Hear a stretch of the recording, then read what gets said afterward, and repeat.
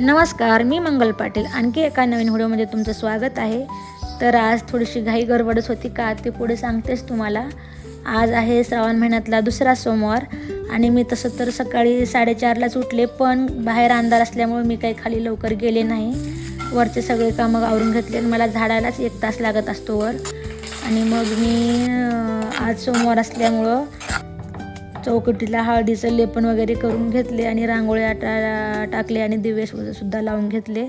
आणि मगच मी स्वयंपाकाला लागले होते, कारण की आमचा जरी उपवास असला तरी पण मुलांचा डब्बा बनवून द्यावा लागते अगदी सकाळी लेकरांसाठी.